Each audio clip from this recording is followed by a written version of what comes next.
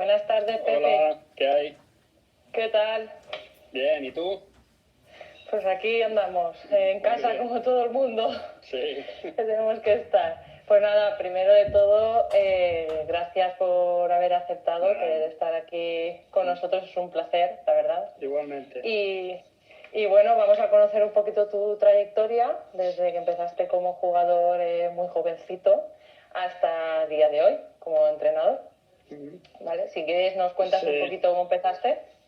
Pues muy joven, porque la verdad es que yo entré en las categorías inferiores del Real Madrid con 11 años y pasé por absolutamente todos sus equipos y fíjate si estuve tiempo que, como te he dicho, entré con 11 años y me marché casado ya del Real Madrid. O sea que estuve bastante tiempo, ¿no? Estuve 12 años, creo. Y bueno, pues yo nací en Madrid, la verdad es que nací a muy pocos metros del Bernabéu, así que bueno, pues para mí era sencillo estar en ese club que había nacido al lado, ¿no? Y bueno, pues la carrera de ese tiempo fue difícil para ascender al primer equipo, porque cogí una época con un Real Madrid que ganaba asiduamente.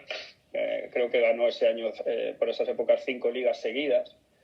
Eso es algo que yo he tenido presente a la hora de ser entrenador, porque la frustración de jugadores de cantera de no poder subir al primer equipo la viví en mi propia persona, ¿no?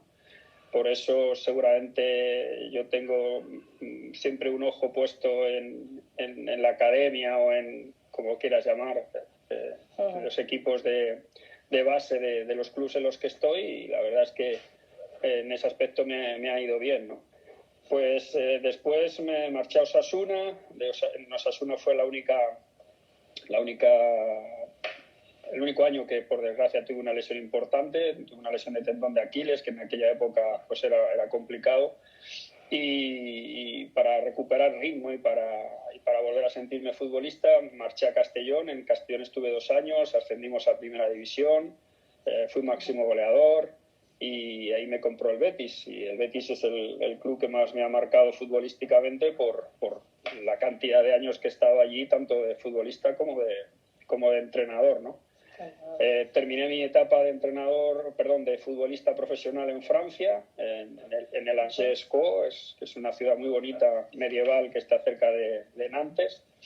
Y bueno, pues dediqué, cuando llegué a España, el tiempo a prepararme para ser entrenador profesional, ¿no? Además, yo cogí el último año justo en donde se hacía un selectivo, con lo cual no todo el mundo, no es como ahora, que todo el mundo se inscribe y puede entrar. Entonces yo recuerdo que en Madrid éramos 400 y pico personas, entre hombres y mujeres, para sacar el título, y solo teníamos plaza 41 de casi 400, como te he dicho. Entonces el selectivo era tremendo, porque claro, tú no tenías compañeros, lo que tenías eran rivales y había que sacar la mejor nota, ¿no? Entonces, bueno, pues así empezó mi carrera de entrenador. Tuve la suerte, pasé, ocupé una de las plazas, saqué el título y empecé a entrenar. Eso fue en el año 1999, y he tenido la suerte desde entonces hasta hoy, pues estoy metido en el fútbol profesional y bueno, pues ganándose uno la vida, ¿no? Que es lo que le gusta.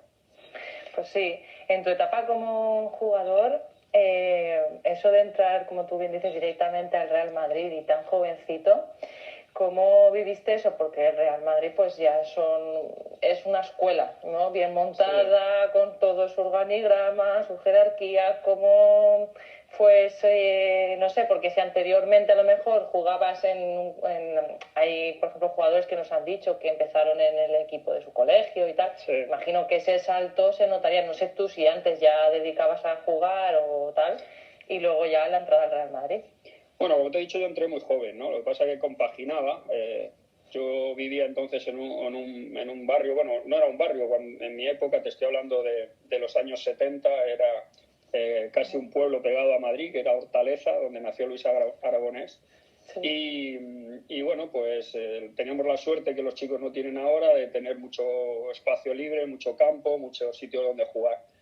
Yo creo que el fútbol en eso ha cambiado a peor, a mi forma de ver, ¿no? Ese futbolista intuitivo que se crea en las calles, ese futbolista que tiene el uno contra uno, que tiene imaginación, se pierde con la entrada de los chicos en las academias y en las escuelas, porque el patrón que no sé por qué, yo no estoy muy de acuerdo, de las academias y las escuelas es intentar el control pase, el asociamiento de futbolistas, el que el jugador no sea egoísta, y muchas veces coarta la iniciativa de un futbolista que en la calle se crea, vamos a llamarle entre comillas, un poco salvaje y lo hace por sí mismo, ¿no? Aprende por sí mismo, es autodidacta. Bueno, pues eso yo lo pude compaginar por el hecho ese que te digo, de que yo vivía en un Madrid muy diferente al que es ahora, y yo recuerdo a mis padres, los pobres, que me tenían que llevar todos los días hasta la Ciudad Deportiva del Real Madrid. Yo era un crío, un chaval, y de eso siempre les estaré muy agradecido. Pues sí, la verdad es que es un privilegio, ¿no? Que pudieras empezar en el Real Madrid o cualquiera que fuera, pero que ella tuviera un equipo en la élite, claro. Y luego ya cuando pasas a Osasuna, que estaba en primera división, si no recuerdo mal, en el Castellón, sí, ese ascenso. ¿Cómo vives un primer ascenso ya a primera? Claro, sería el primer... ¿Eso es tu primer ascenso, digamos? Sí, obviamente. Fue mi primer ascenso con el Castellón. Además, una segunda división ese año que era complicada. Recuerdo estaba el Rayo Vallecano, estaba el Tenerife, estaba el Mallorca. Había una serie de equipos importantes. El Castellón llevaba muchos años intentando ascender y bueno, fue un año en Castalia tremendo. También estaba el Levante, ahora que recuerdo. Conseguimos ese ascenso, un equipo que no estaba diseñado para eso, pero se nos dio bien, hicimos un gran equipo, una gran camaradería entre todos los jugadores, con Luche de entrenador.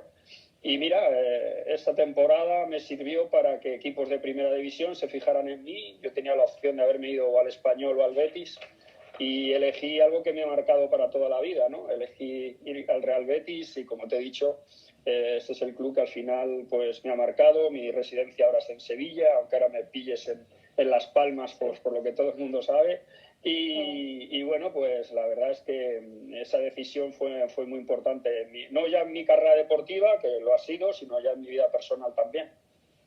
Claro. ¿Te pensabas que tendrías esa repercusión a partir de esa decisión que has tenido hasta ahora? O sea, que ibas a... Porque a lo mejor hubieras cogido otro camino, hubieras podido llegar igual, que eso también lo hablábamos con otros entrenadores, sí, las coincidencias o casualidades del momento. Sí, mira, además lo mío es curioso, porque cuando yo firmo por el Real Betis, el Castellón había sido campeón de segunda división, ascendía a primera, y entonces en primera división existía lo de que era el playoff de descenso, y al Real Betis le tocó jugar contra el Club Deportivo Tenerife. Yo estaba convencido, te estoy hablando de un Betis que tenía a Neri Pumpido, a Ramón Calderé, al Pato Ñáñez, a López Ufarte, a Job, Miguel Ángel, a Gail, al Puma Rodríguez, al Poli Rincón, un equipo de primera división. Y yo jamás pensé que el Betis iba a poder tener problemas para mantener la categoría, ¿no? Y fíjate, yo firmé con el Betis siendo máximo goleador y campeón de segunda división, y el Betis descendió. Luego tuve que jugar otro año más en segunda división porque el Tenerife ganó 4-0 aquella eliminatoria y eliminó al Betis.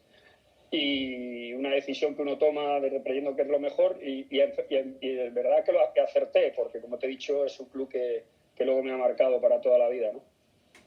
¿Cómo es la segunda división para ti? Porque eso sí que lo vengo preguntando a todo el mundo. Sabemos que hay una diferencia entre segunda y primera, se nota. ¿Tú que a ti también lo notas? Quiero decir, ¿notaste esa diferencia de segunda a primera?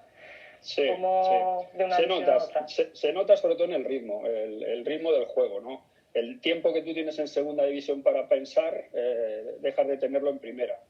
Las categorías para mí se marcan en ese tiempo de pensar que tiene el futbolista para decidir lo que va a hacer. El futbolista intuitivo, el futbolista bueno, ese tiempo lo acorta, y es lo que te hace ser mejor, ¿no? En primera división, aunque el espectador muchas veces no se dé cuenta desde la televisión, el ritmo es mucho más vivo, el balón corre mucho más, el desplazamiento del balón es muy vivo, y por lo tanto el juego es mucho más dinámico, ¿no? Bueno, lo que pasa es que la segunda división, igual que me pasó cuando estuve en Inglaterra con la Championship, hay equipos con mucha historia, como equipos que son de primera, aunque por circunstancias estén en segunda. Yo he competido en una segunda división en que estaba el Sevilla, el Betis y el Atlético de Madrid. O sea que imagínate, yo he jugado contra el Valencia, en segunda división el Valencia con Mario Kempes, creo que estaba. Yo he jugado contra equipos de un nivel competitivo que tú dices, ¿este equipo cómo puede estar en segunda división? Bueno, pues son las circunstancias, ¿no? Ahora este año, bueno, pues hay equipos como el Rayo, como la Unión Deportiva Las Palmas, el club que yo entreno, que creo que es un club preparado y hecho por mil cosas que tiene que estar en primera división. Está el Málaga, el Zaragoza, fíjate el tiempo que lleva el Zaragoza en segunda división, ¿no? Son ciudades que tienen un equipo detrás y que tienen mucha historia y que bueno, pues que al final la segunda división hace que sea muy, muy competitiva. Para mí es un poco larga, pero es muy competitiva y con lo que pasa cada 15 días te asombra, ¿no? ¿Te costó tomar la decisión de tener que dejar el fútbol como jugador? Bueno, no, porque yo ya tenía claro lo que quería ser, ¿no? Y al final me he dado cuenta que yo soy mejor entrenador que lo que fui futbolista. Seguramente el Pepe Mel, que jugaba en el Betis y que jugó en Castellón, conmigo de entrenador no hubiera tenido problemas, ¿no? El fútbol ha cambiado mucho en ese aspecto. Al que es vocacional, como es yo, la profesión como me pasa a mí, la profesión de entrenador, cuando uno es por vocación te diviertes mucho. Lo que pasa es que te lleva todo el tiempo, todo tu tiempo del día está centrado en el trabajo, ¿no? En eso, mil cosas que tienes que arreglar.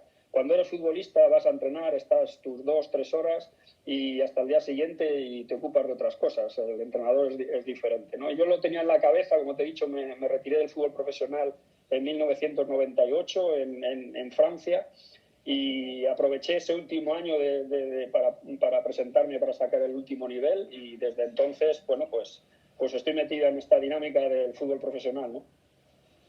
Pues sí, es que claro, a ver, muchas veces, ahora entraremos ya un poquito a detallar todo lo que es tu trayectoria como entrenador, pero sí que es verdad que muchas veces vemos la figura de entrenador partido sábado, domingo, ¿no? Lo vemos en el entrene, pero eso lleva, que también lo hablábamos, un esfuerzo detrás de todo ello, ¿no? El tener que sacrificar muchas veces, pues, reuniones familiares, ciertas fiestas, luego estar siempre pensando, intentando que cada decisión que tomes no perjudique a nadie, por lo menos intentar, porque no siempre puedes contentar a todo el mundo.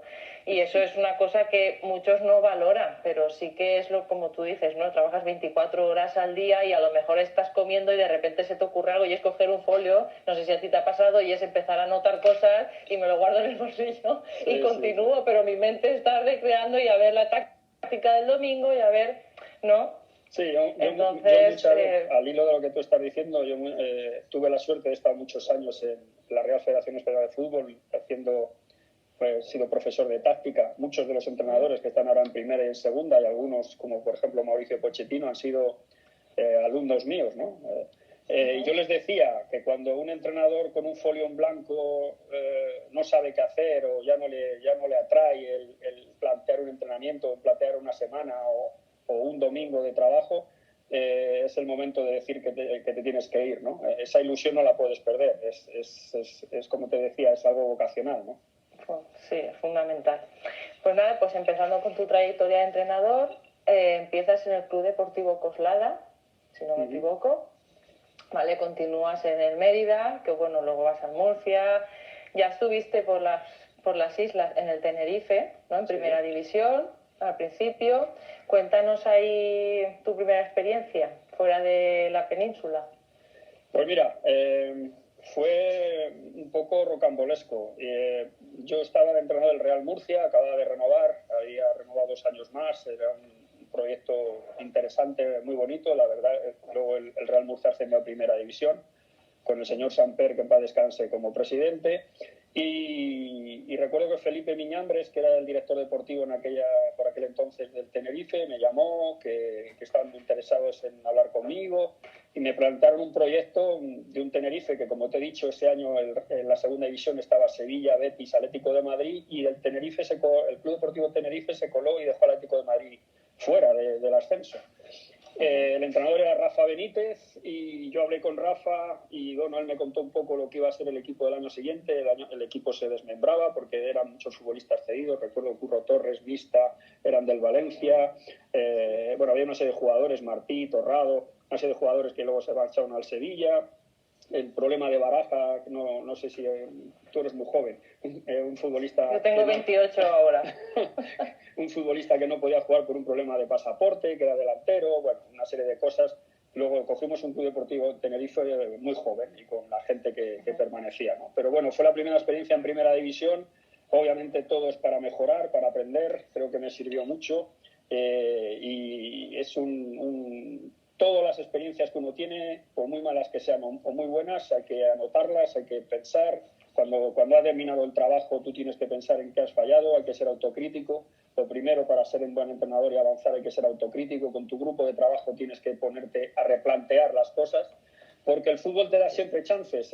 Estás fuera y vuelves a estar dentro y lo que no puedes ser es que te vuelva a pasar otra vez lo mismo.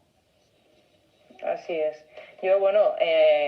ahora viene la otra mitad de tu trayectoria, me estoy dando cuenta que lo tuyo es las permanencias, pero siempre, a ver, lo tuyo me refiero, llegas a un equipo siempre con esa condición, a lo mejor cuando te llaman de permanencia y lo consigues. Y luego la otra parte, la otra cara es el ascenso, ¿no? Tanto tú como jugador, que también, como bien has dicho, máximo goleador en algunos de ellos, y luego aquí también, como por ejemplo en el Alavés. Ahí llegaste a semifinales de la Copa del Rey, a las puertas del ascenso, en el Rayo Vallecano un ascenso a Segunda A, en el Real Betis cuando llegas ya posteriormente ascenso a Primera.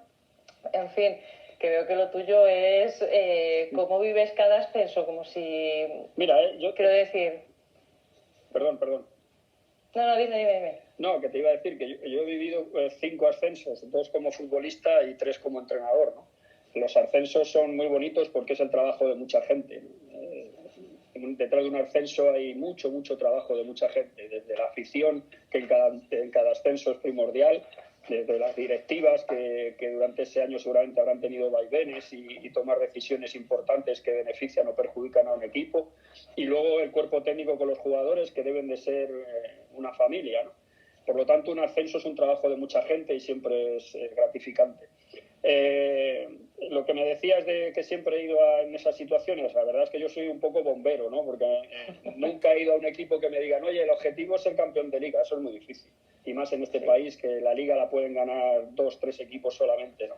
Así que, bueno, pues con el Betis he tenido temporadas maravillosas, conseguimos una Europa League, clasificarnos para la Europa League, he vivido 2 ascensos, y desgraciadamente he vivido 2 ceses, ¿no? Pero eso es la historia del entrenador, no hay que darle mucha importancia. El entrenador es como una noria, estás arriba y estás abajo, lo que tienes que ser firmes en tus ideas, en tus convicciones y trabajar, y como te he dicho antes, ser autocrítico, pues primero contigo mismo, ¿no? Pero con todos los clubs tienes vivencias buenas y malas, y cuando permaneces mucho en un club, mucho más, ¿no? Mira, yo de entrenador, con un espacio de 8 o 9 meses, he estado 6 años seguidos en el Betis.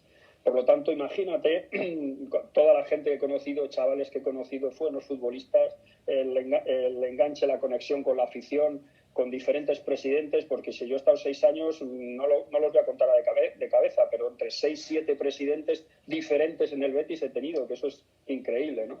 Y con el Rayo me pasó algo parecido, en el Rayo Vallecano estuve 4 años, ¿no? Eso significa que bueno, pues que trabajas bien, que la gente confía en ti y que bueno, pues que cumplen los objetivos, ¿no? Lo que pasa es que, como te he dicho antes, los objetivos para un entrenador español medio siempre es intentar salvar al equipo, que el equipo no pase apuros, intentar estar en mitad de la tabla y todo eso. Así es. ¿Cómo fue tu regreso al Betis ya en la temporada 2010? ¿Volviste? Bueno, 2010-2011. Sí. ¿Cómo fue tu regreso? ¿Sentías que volvías a casa? Sí. Pues 17 años después. Yo me marché del Betis en el 93 y volví en el 2010. Y yo firmé por el Betis, para que tú sepas, curioso, justo el día después de que Iniesta metió el gol en Sudáfrica. ¿Sí? El día después de que España fue campeona del mundo, yo estaba en Sevilla firmando por el Real Betis, ¿no? un momento convulso, como hablábamos antes de lo de ser bombero, ¿no? Un momento muy, muy convulso del Real Betis, porque el Betis de ahora no tiene absolutamente nada que ver con el del 2010. Un Betis que entraba en un ERE, que le intervinieron judicialmente la jueza Laya. Bueno, pues muy difícil, con todos los futbolistas queriéndose ir, con problemas para cobrar. Pero mira, hicimos una piña, trabajamos todos juntos, hicimos un buen grupo humano, con mucha gente y futbolistas que querían ser algo con hambre en el mundo del fútbol, y conseguimos el ascenso. Y estuvimos 3 años seguidos en primera división, uno de ellos, como te he dicho, nos metimos en la Europa League. O sea que, bueno, en diciembre del 2013 el Betis decide que debe de cambiar de entrenador y prescinde de mí. Yo me marché a la Premier League y 8 o 9 meses después me volvieron a llamar porque el Betis estaba otra vez en segunda división, ¿no? Y volvimos a conseguir el ascenso. Por lo tanto, el Betis para mí es un club muy especial. Yo siempre estaré a disposición del club para lo que quiera, en la posición que quiera y donde quiera, porque al final es mi casa. Yo resido en Sevilla, como te he dicho, normalmente, y el Betis para mí es mi casa.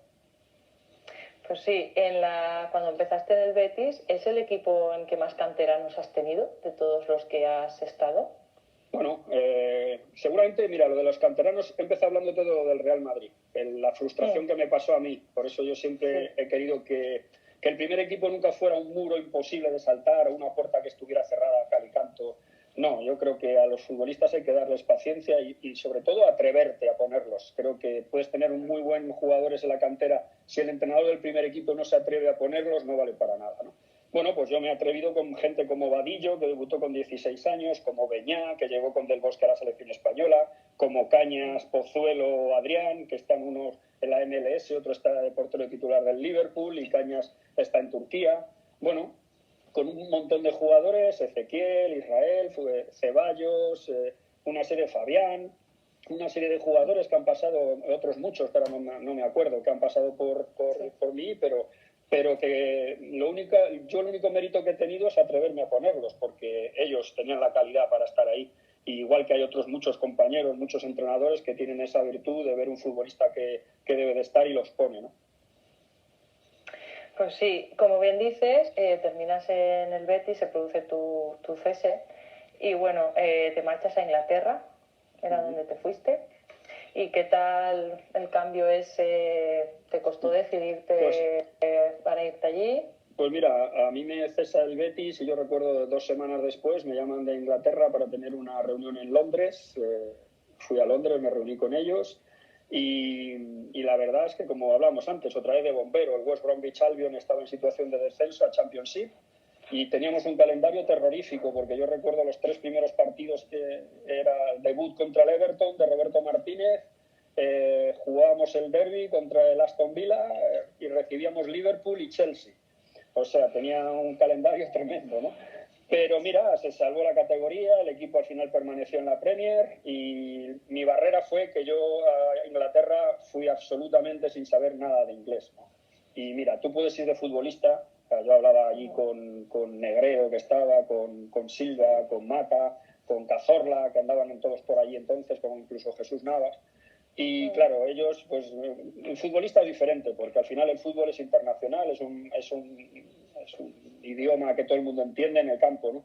Pero claro, cuando tú tienes que transmitir, tú tienes que hablar, tú tienes que dar las consignas, tú tienes que dar todo, es muy difícil estando apoyándote por aquella entonces, claro, obviamente. Yo tenía un cuerpo técnico inglés, porque encima, por problemas personales, Roberto Ríos no pudo venir conmigo.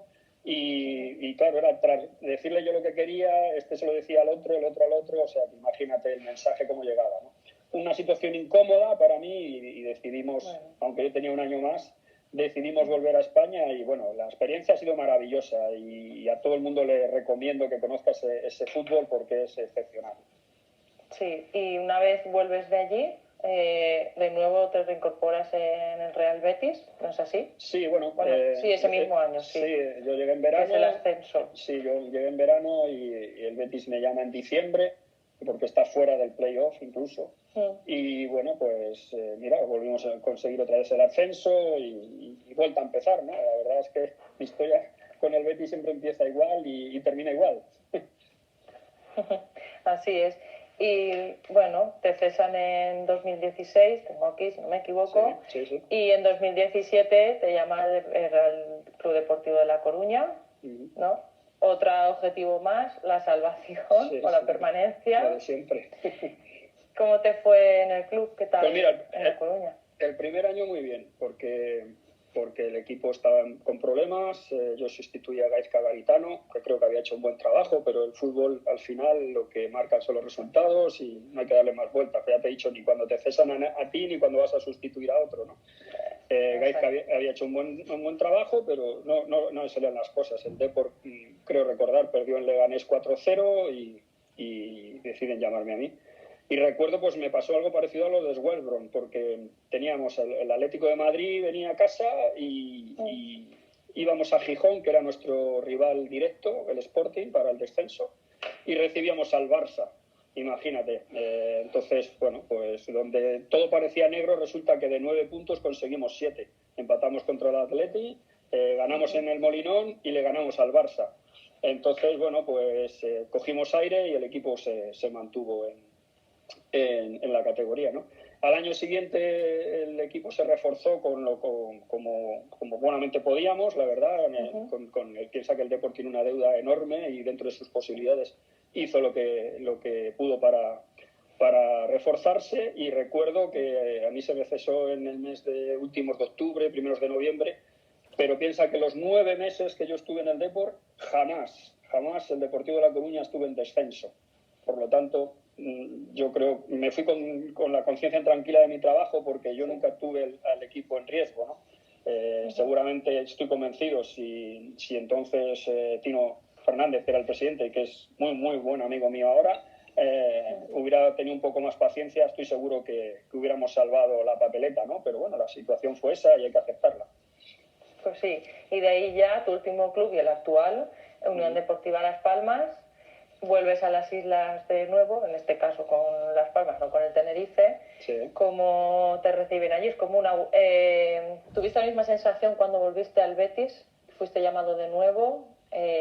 ¿O cómo fue tu vuelta? No, mira, la Unión Deportiva Las Palmas le ha sucedido lo que le pasa a muchísimos equipos que tienen mucha historia y mucha gente detrás y baja a segunda división, ¿no? Quería ascender muy rápido y quemó todas las naves económicas en ese primer año, ¿no? Un gasto presupuestal tremendo y bueno, pues el equipo no arrancaba. Yo llego a la Unión Deportiva Las Palmas en marzo del año pasado, a finales de marzo, con el equipo mitad a la tabla y una situación muy complicada. Bueno, se salvó la temporada con más pena que gloria porque era muy complicado. Y este año, pues la verdad es que el equipo es ilusionante, las cosas se hacen bien, chavales muy jóvenes, incluso un chaval de 16 años que va a ser el futuro de la Liga en España y va a ser uno de los mejores jugadores de España, ya te lo digo yo. Y lo que pasa es que hemos tenido muy mala fortuna, y eso que te lo dice un entrenador profesional, que cuando habla de fortuna hay que tenerlo siempre entre algodones, ¿no? Pero hemos vivido de todo. Yo jamás me había pasado que en una temporada, y fíjate si llevo años entrenando, tener 13 lesiones de quirófano. No son lesiones que duran 2 semanas o 3, son lesiones que duran entre 4, 5 y 6 meses.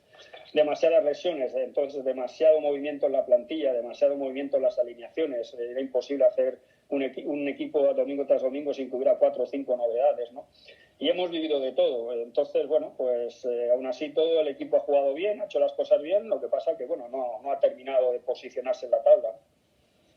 ¿Alguna vez, volviendo a lo que estábamos hablando de los canteranos, de que crees que hay que apoyar más la gente que sube de fútbol base, ¿qué cambiarías respecto a cómo se trabajaba hace ya bastantes años ahora en el fútbol base? ¿Crees que necesitan más apoyo del que reciben? Sí, totalmente. En principio yo además creo que los buenos entrenadores en el fútbol base son muy importantes. Para eso hay 2 cosas. Primero, si yo llevara la Secretaría Técnica de un club, tendría claro una cosa: aconsejaría a mi presidente, primero, a los entrenadores del fútbol base hay que remunerarlos bien, porque tienen que tener una dedicación que sea importante. Eso por un lado. Y luego no exigirles resultados deportivos, sino sí de chavales que vayan ascendiendo al primer equipo. A mí me daría igual si mi segundo equipo, mi juvenil, no gana campeonatos de España o está en tercera o en segunda B, no sé muy bien la categoría en la que podía estar, pero cada año me sube un chico o dos chicos al primer equipo. ¿Tú sabes lo que significa eso? ¿Tú sabes lo que es, por ejemplo, para la Unión Deportiva Las Palmas, tener ahora mismo a Josep, Álvaro Valles, a Eric Curbelo, a Alexis Suárez, a Dani Castellano, a Javi Castellano, a Pedri, a Fabio, a Kirian, a Aridai, a Itami? Todos esos son de la cantera de la Unión Deportiva Las Palmas. Eso es un tesoro, porque además en el fútbol que va a venir, por desgracia para nosotros, por todo lo que está pasando, el fútbol que va a venir se va a tener que surtir de eso. Entonces, para mí eso es muy importante. Es que yo estoy de acuerdo contigo. Es que ayer también lo hablábamos con Óscar Fernández, todo el tema del fútbol base, ¿no? Que parece que se ha abandonado, no abandonado, pero no se le presta atención. Parece que hay una distancia gigante en cuanto una no va progresando desde prebenjamín, que lleva cadete, juvenil, y ella puede iniciar a lo mejor su carrera deportiva. No se sabe, esto también lo que hablábamos, es un factor suerte, porque llegan 0,0 a un primera y segunda división, pero es lo que hablábamos, ¿no? Parece que hay un salto gigante y hay quienes llegan y es un muro y no se vemos en la tele a los de primera y los de segunda y parece que es lejísimos, ¿no? Y realmente son gente de a pie como nosotros, pero parece que no se ve mucha distancia, no tienen apoyo el fútbol base de nada, en el sentido deportivo, me refiero. Luego ya entran otras cosas a valorar. Perdón, pero... es que A ver, que te para. A ver. Que te perdí. No sé la pregunta que me has hecho. Dime. Ahora.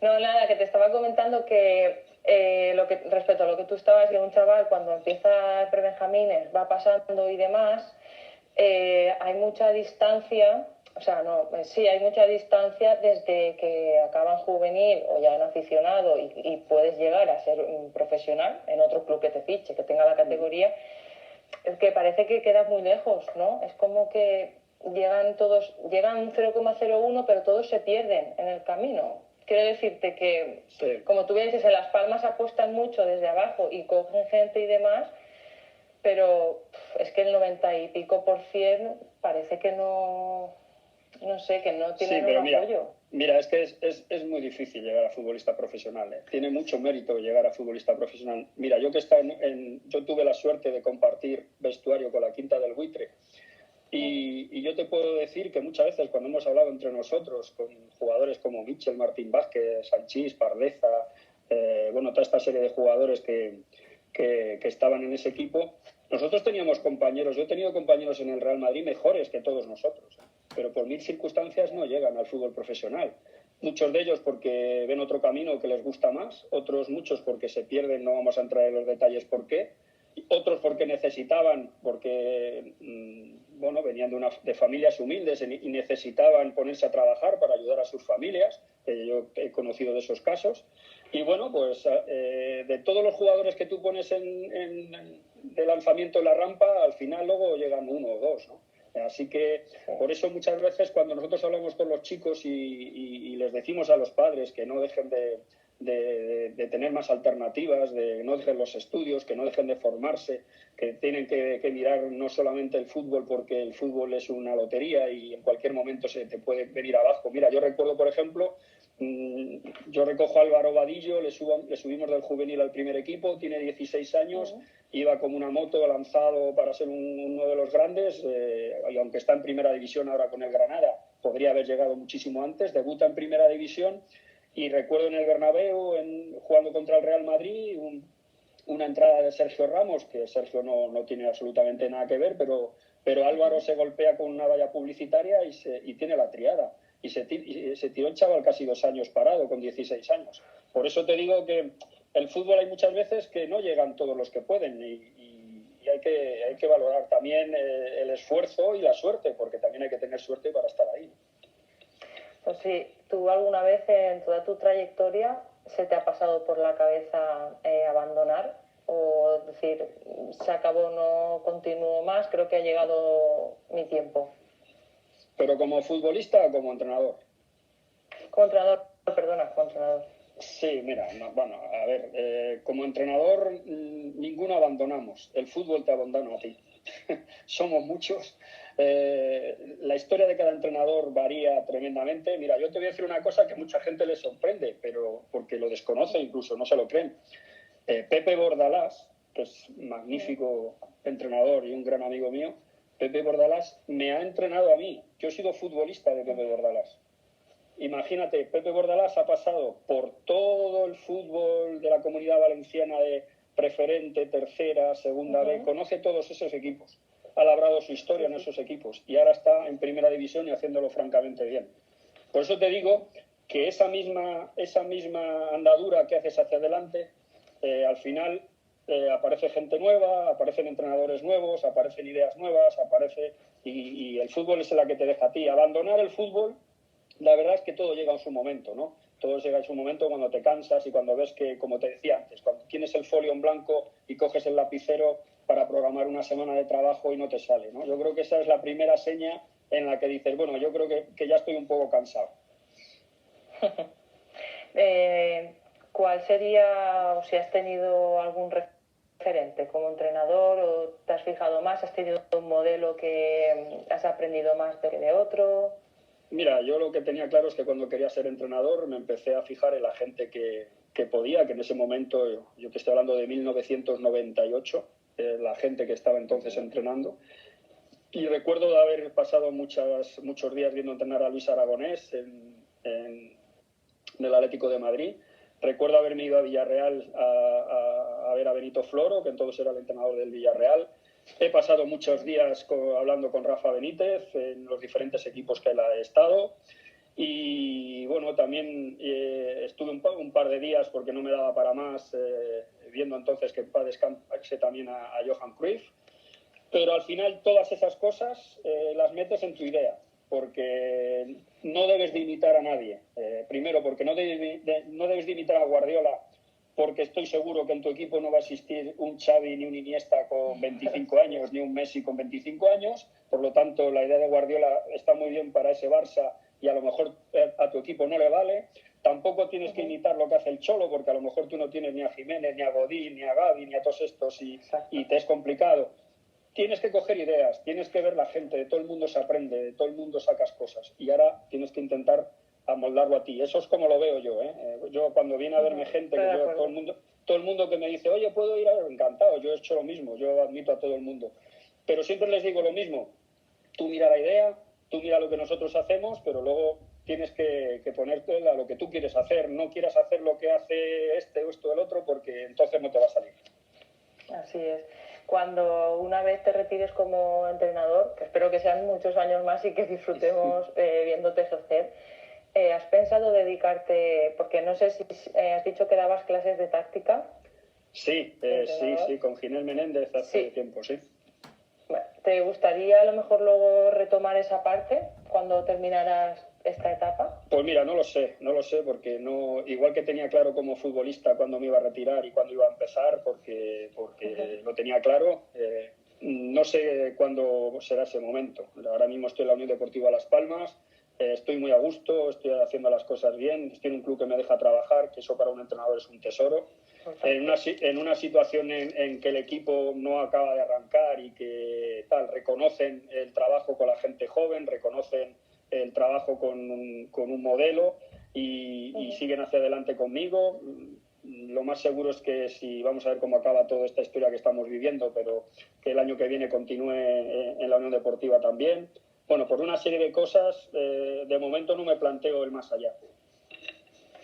Pues a ver, Pepe, estoy leyendo por aquí que está escribiendo mucha gente y hay veces que me pongo a hablar con vosotros y yo los comentarios me pierdo un poco, pero así que tiene tiempo. Hay una persona, Jorge, que nos pregunta, después de tantos años entrenando, ¿qué es lo que te sigue motivando a seguir a aceptar nuevos?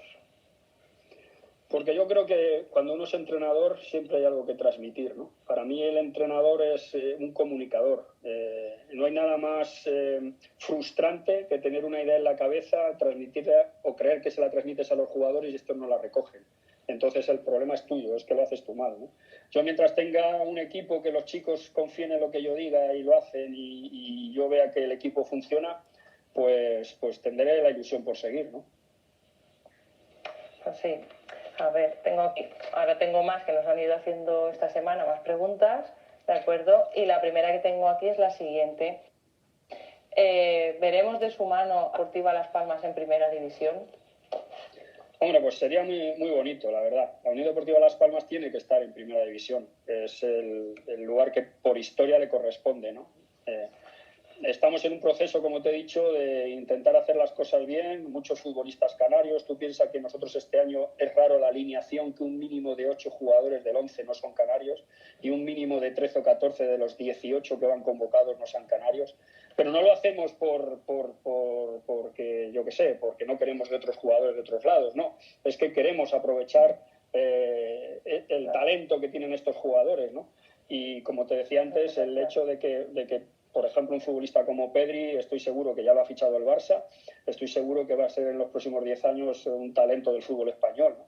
Así que como creo en las oportunidades en la gente joven, recuerdo que uno de los últimos ascensos de la Unión Deportiva Las Palmas, fue con mucho talento joven, en los que estaba Roque Mesa, en los que estaba Jonathan Viera, en los que estaba Vitolo, una serie de jugadores que al final, bueno, hicieron que la Unión Deportiva Las Palmas fuera un equipo importante. Pues sí. A ver, tengo otra preguntita por aquí. Antes de mirar el papel, voy leyendo un poco. ¿Cuál crees que ha sido tu mejor temporada como entrenador? Bueno, a ver, los ascensos son muy importantes, ¿no? Ascender con el Rayo cuando era una obligación porque el Rayo se moría fue importante y fue una liberación. El segundo ascenso con el Betis fue lo mismo que el del Rayo, era obligatorio porque si no el Betis se desangraba y era una obligación y en un momento muy crítico, como te he dicho, el Betis completamente fuera de todo.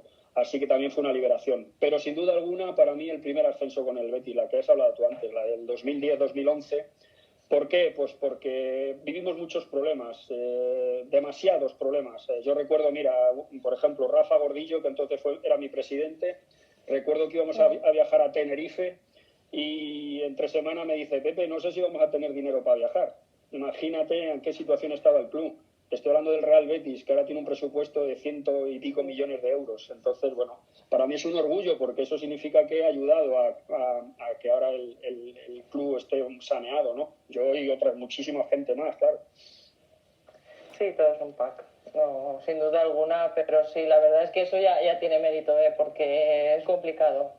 El tema de presupuestos y demás también es como que, pues bueno, en mi opinión personal debería estar un poco mejor repartido porque parece que hay equipos, tenemos una parte que son los que se ahogan cada año, pobres, si es que pelean por llegar, luego están los que están entre medias de tabla, que bueno, van sobreviviendo como pueden de todo y luego pues los de siempre que parece que, pues bueno, tienen más beneficio por recibir más beneficios, ¿no? Valga la redundancia.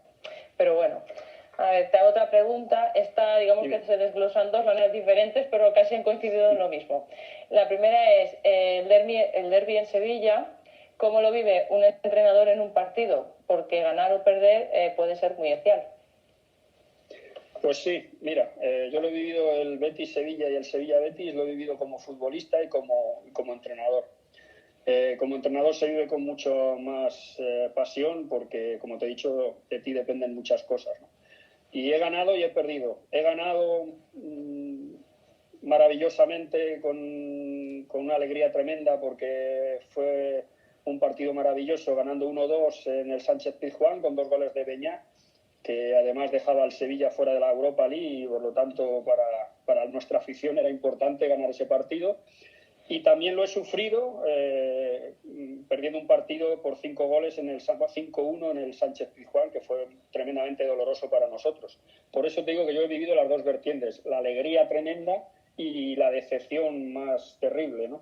Así que ese es un partido que marca, es un partido que que la afición no olvida, que la afición lo sufre o disfruta con él durante 6 meses hasta que venga el siguiente partido, y por lo tanto no te olvidas de eso, ¿no? Así que yo te puedo decir que he vivido muchos derbis en diferentes comunidades por todos los años que llevo de entrenador, sí. Pero como el sevillano no hay ninguno. Ni siquiera un Madrid-Barça se asemeja a un Betis-Sevilla, porque es 2 equipos con un potencial similar, la misma ciudad, y tú puedes estar casado y tu mujer o tu marido o tu hermano o tu padre es del otro equipo, y es tremendo, es una situación que hay que vivirla. Así es. Y bueno, lo que te decía en relación con esta pregunta es más o menos, pero diferente, es que cuando se jugaban los derbis, ¿qué diferencia hubo cuando eras jugador a cuando fuiste entrenador?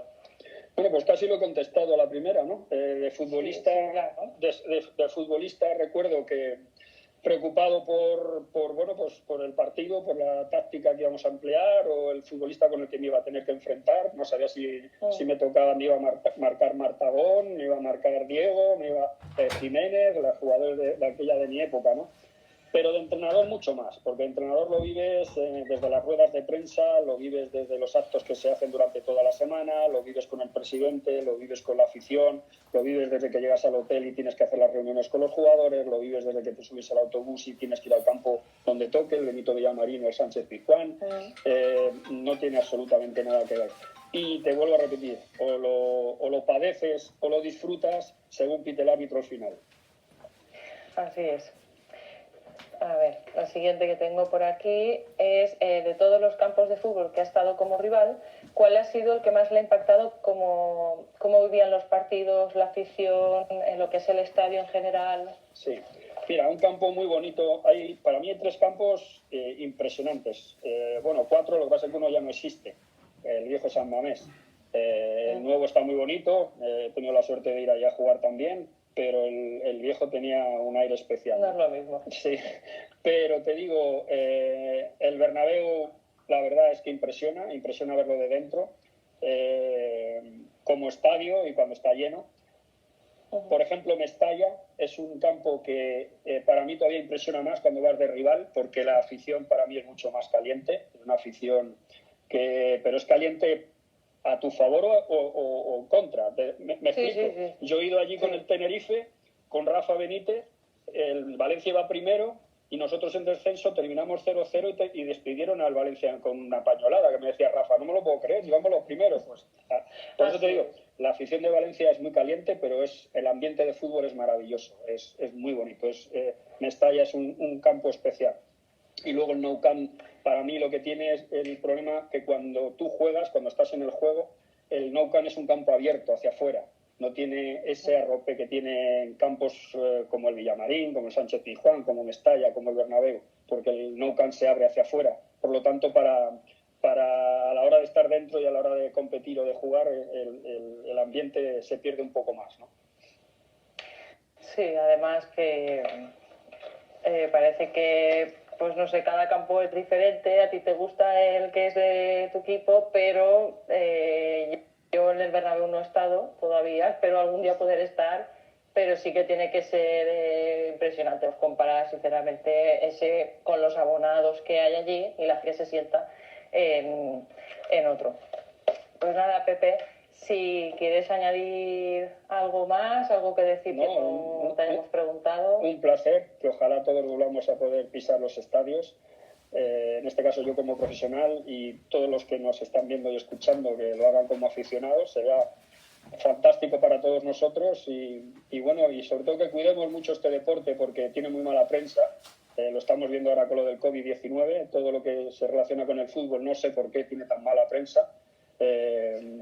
Yo creo que el fútbol español hace mucho, entre otras cosas, tiene casi el 2% del PIB de España. Hay muchísima gente que vive del fútbol, muchísima, no solo entrenadores y futbolistas. Superan los 180.000 personas la gente que vive por el fútbol y alrededor del fútbol. Y bueno, pues que lo cuidemos porque creo que es importante. Pues sí, pues nada, Pepe, muchísimas gracias, de un verdad. Placer. Ha sido un placer. Nosotros, como ya cuando hablábamos, ya te seguíamos de antes, no solo por el Betis, sino en los demás equipos que has estado ya.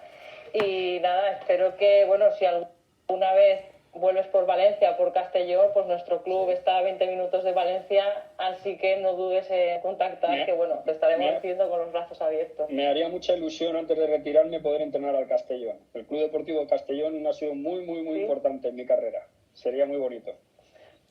Muy buen club también. Sí. Tenemos muy buena relación con ellos y muy bien, muy bien. Pues nada, Pepe, lo dicho, un abrazo, muchísimas gracias y que vaya todo fenomenal y a cosechar muchos éxitos. Muchas gracias. Un saludo, Pepe. Adiós a ti. Hasta Adiós. Luego.